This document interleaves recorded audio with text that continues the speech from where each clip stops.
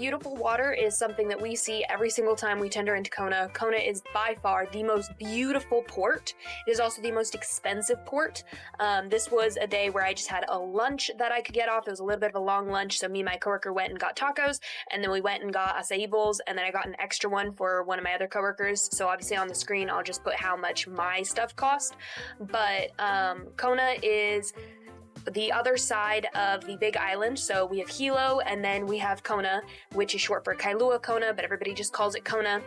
And this is the most touristy of our ports. When you get off the tender, there's a bunch of shops right away. It's a beautiful walk down. Like you're always by the water. There's a bunch of little shops. There's a bunch of everything.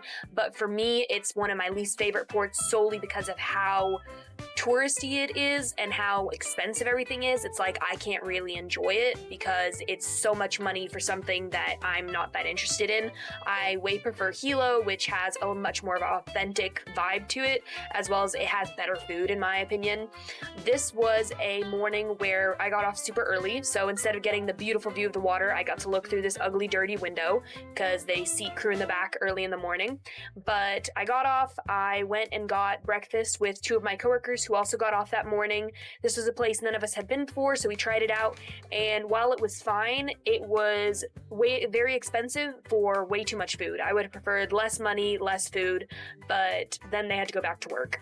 Welcome to the next episode of How Much It Costs to Get Off Ship, where I check if it actually costs $500 to get off ship every time. So far, it's clearly not been $500, but I am on one of the more expensive ports right now. I am in Kona. I rarely get off on Kona because you have to tender to get here. And so the way tender works is they have one super early in the morning that crew can get off on. And then after that, they start doing people with tender tickets. So those are people with excursions. And so nobody can get off except the guests with those tender tickets, including crew. And so you just kind of have to wait until like 10:30 or 11 for open tender to start and for all the guests that want to get off, and then you can start getting off. And so it's a really long process. And so usually it's kind of hard to get off. You either have to hope you have like a really long lunch or you have to get up really, really early. But today, I was able to earn incentive time, which just means that I sold enough stuff to be allowed to have more time off. And so my manager let me use it here on Kona. So I basically get the morning off. So I'm off until 12:30. And so I went and I got breakfast. And then now I am headed to get coffee. Then I'm going to go to the beach. The one thing about Kona is, and we always warn our guests about this, is that it has the highest UV radiation of any of the ports, and so people get sunburned here really easily.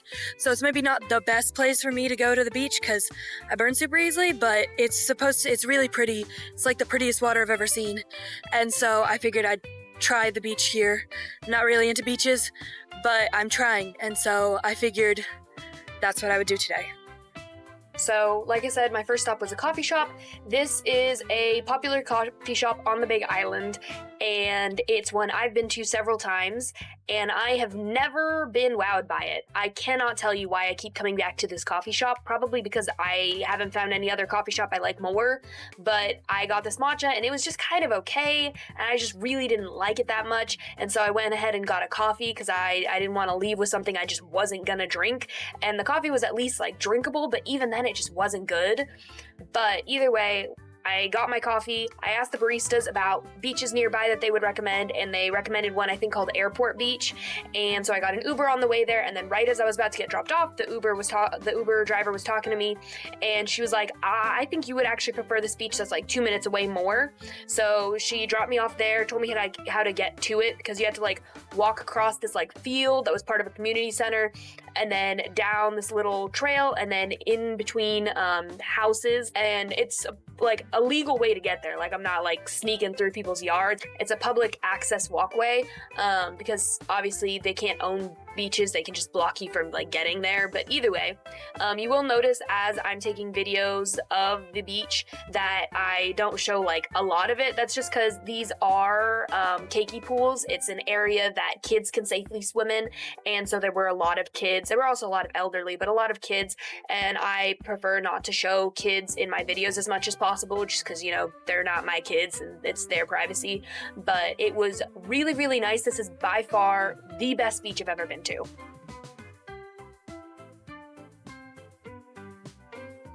At the beach, the sun is very bright.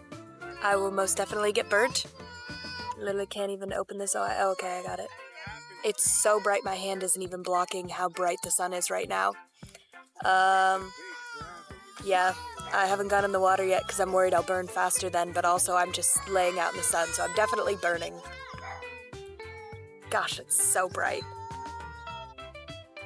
So this is the water. It's still very clear, but that may be because the rocks break the waves, so it's not rushing in and rushing out the way that it does at a regular beach. This is called the keiki pool, so there's a lot of kids swimming here because they can swim more safely without having to worry about big waves coming in and taking the kid. But yeah, and then there's a bunch of rocks and stuff. I actually really like this. This is my ideal type of beach. Rocks, beach, no waves trying to drown me, pretty water. It's very nice. Oh my gosh, there's fish. There's fish. Like actual fish, and not just like minnows.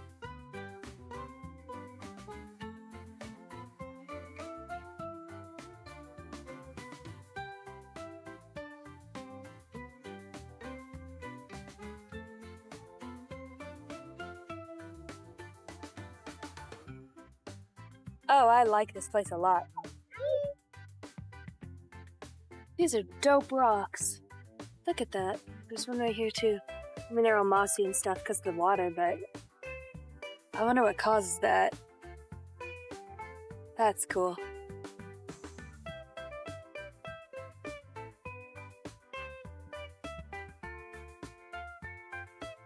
Well, the beach was super fun. Really loved it.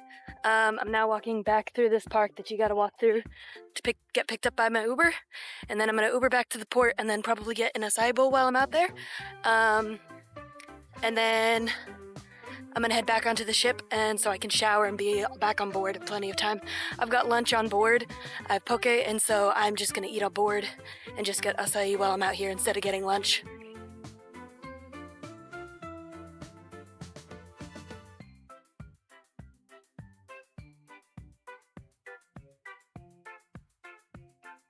So I got my acai bowl. I always just get it with granola and the basic 3 fruits, and of course they always do honey on top.